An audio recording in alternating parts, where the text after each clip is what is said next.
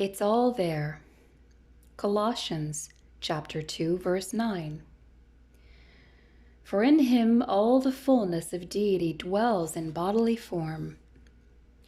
What does fullness of deity mean?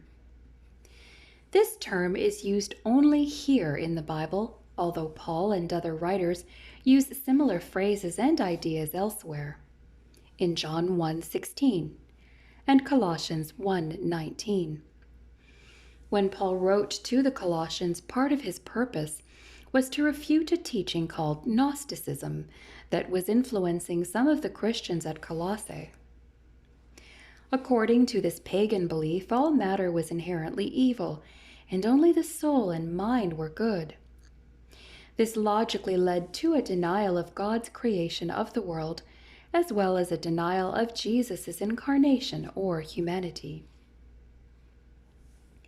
Gnostics denied that Jesus was ever human and that Jesus died physically or was literally resurrected from the grave.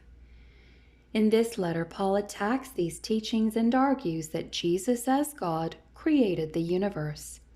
Chapter 1, verse 16, died on the cross. Chapter 1, verse 20, and had a human body. Chapter 2, verse 9.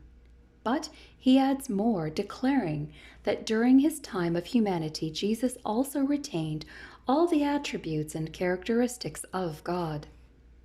See Philippians chapter 2, verses 5 to 8.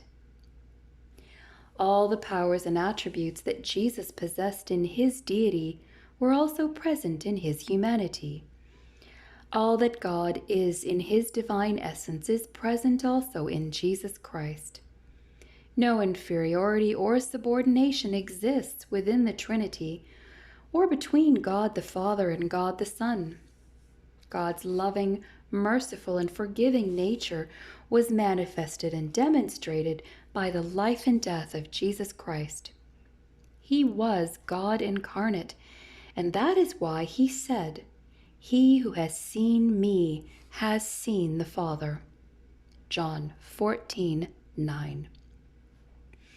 In Colossians 2:9, Paul is doing more than simply teaching a technical or abstract point of theology.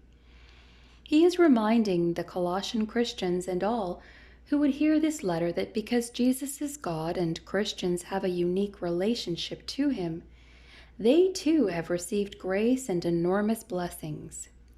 Colossians 2:10, Ephesians 1:3. The Gnostics promoted a spiritual hierarchy and caste system that required secret knowledge for advancement.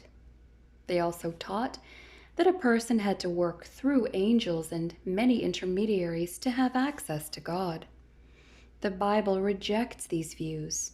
The fullness of God is in Jesus Christ, and the Christian is complete in Jesus Christ, who alone serves as a mediator and advocate for all who believe. 1 Timothy 2:5. No superiority or inferiority exists among Christians. No one is lesser or greater than another. All Christians are equal.